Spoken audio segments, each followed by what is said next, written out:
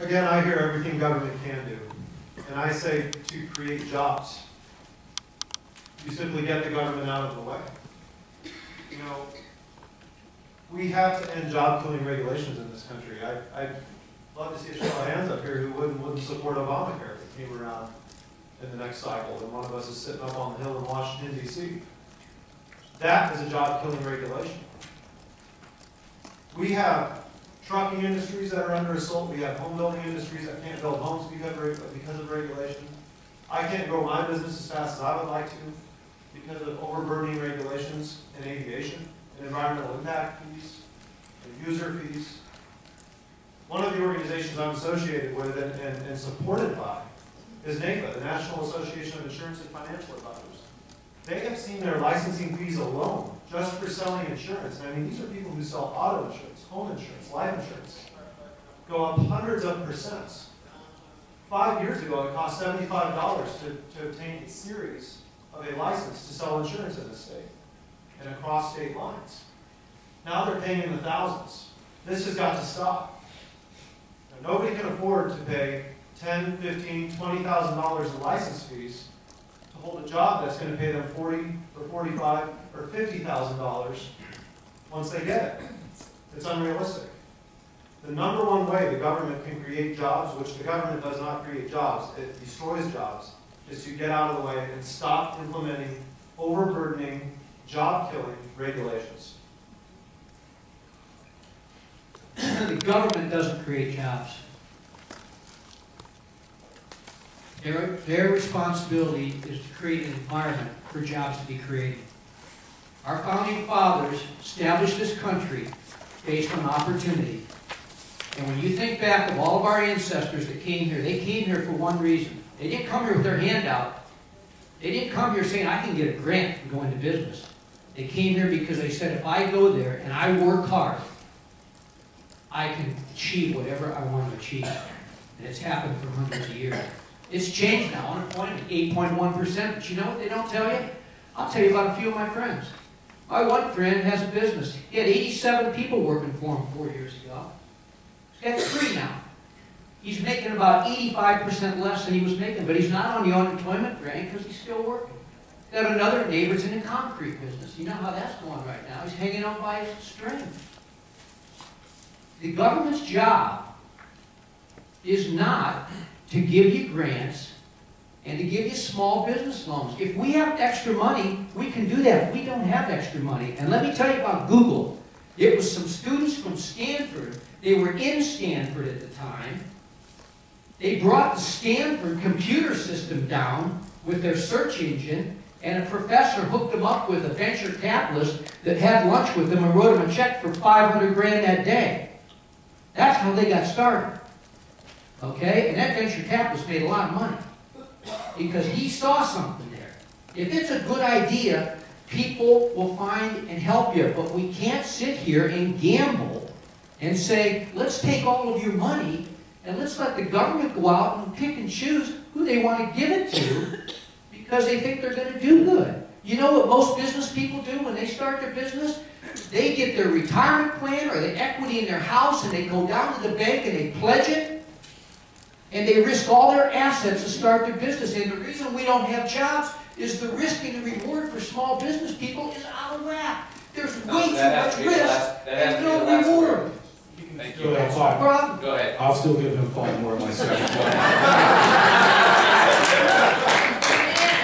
Jeff, you're right. I'll take your role and say you're right, my friend.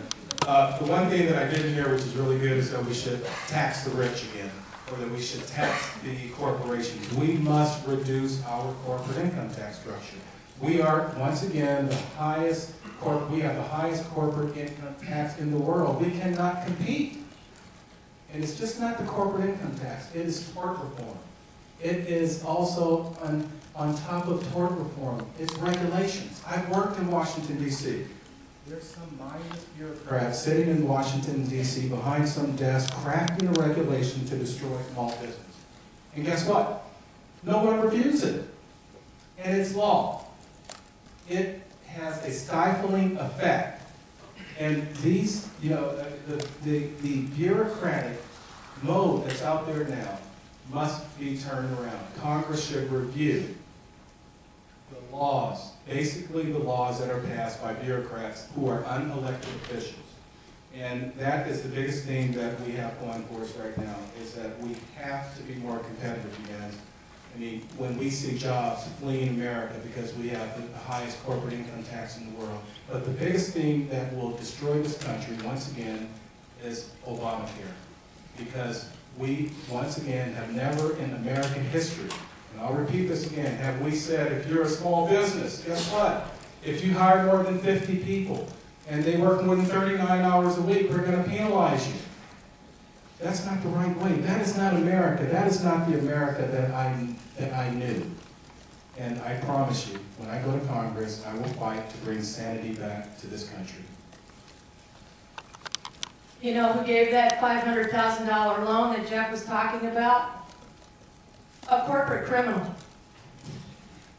Okay, then I'm a criminal too, because I create jobs and I generate private funding. I want to read to you two things that were said tonight by one of my Democrat brethren. Washington is not doing anything to solve the problem. My answer to that is, in the famous words paraphrased from Ronald Reagan, government is not the solution, government is the problem. Another quote from tonight, small business can't get what they need from the government.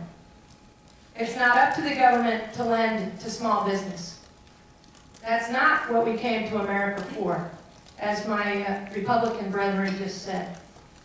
Another thing I just heard tonight about the public school system and how we need to improve the public school system. The federal government is not responsible for improving the public school system. Why do we have a Department of Education? I want freedom in my education. I homeschooled my kids. They went to a charter school and then went to ASU. I don't need the federal government telling me how to educate my children. But finally, as a business owner and a building owner, this was just the straw that broke the camel's back. I had the city, and it all flows down from the federal government, tell me that the lettering on my monument sign at 3030 South Rural was the wrong color, was the wrong size, and that I had too many names on my sign. That is getting into my mess kit. And that sign's been there since 1974, and they finally found the permit for it. But I had to hire someone to liaise with the city because I was too miffed to contain myself. We're out of time. Good reason to move your business to Chandler.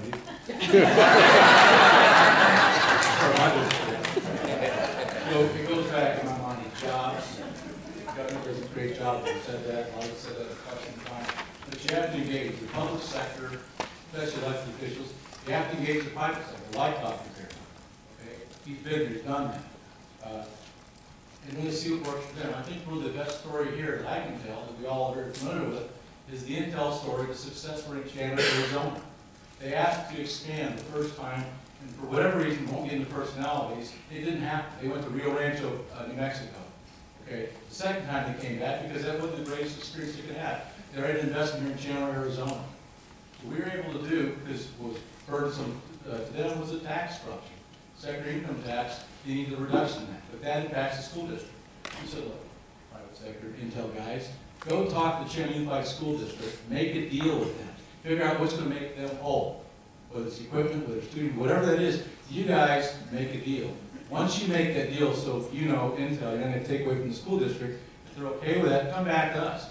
Federal and state legislation allowed us, the city of Chandler, in 1996, maybe it's 95, 96, to lower their secondary assessment ratio from 25% to 5%. That's an 8% reduction.